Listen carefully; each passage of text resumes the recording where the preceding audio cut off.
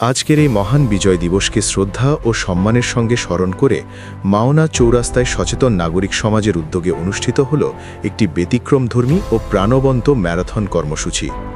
লাল সবুজের পতাকা হাতে স্বাধীনতার চেতনাকে হৃদয়ে ধারণ করে এই ম্যারাথনে স্বতঃস্ফূর্তভাবে অংশগ্রহণ করেন বিভিন্ন বয়সী মানুষ।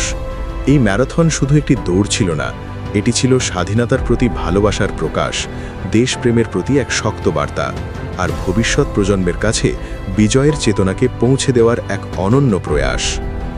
ম্যারাথন কর্মসূচির শেষে অংশগ্রহণকারী সকলের প্রতি সম্মান ও কৃতজ্ঞতা প্রকাশ করে তাদের হাতে তুলে দেওয়া হয় স্মারক মেডেল ও সম্মাননা ক্রেস্ট, যা তাদের পরিশ্রম, অংশগ্রহণ এবং দেশপ্রেমের প্রতীক হিসাবে এই দিনের স্মৃতিকে আরও গৌরবময় করে তোলে।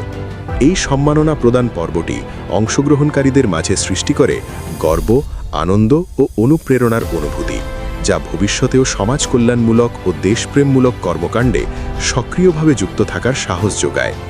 এই সুন্দর ও মহৎ আয়োজনটি সফল করার পেছনে সহযোগিতায় ছিল আকন্দ ফাউন্ডেশনের নিবেদিত প্রাণ ভলান্টিয়াররা, যারা পুরো আয়োজন জুড়ে সক্রিয়ভাবে উপস্থিত থেকে শৃঙ্খলা রক্ষা, সমন্বয় এবং সার্বিক ব্যবস্থাপনায় গুরুত্বপূর্ণ ভূমিকা পালন করেন। পাশাপাশি অনুষ্ঠানের সার্বিক সহায়তায় বাংলাদেশ রেড ক্রিসেন্ট সোসাইটির ভলান্টিয়াররাও শৃঙ্খলা রক্ষা, সমন্বয় এবং নিরাপদ পরিবেশ নিশ্চিত করতে প্রশংসনীয় দায়িত্ব পালন করেন।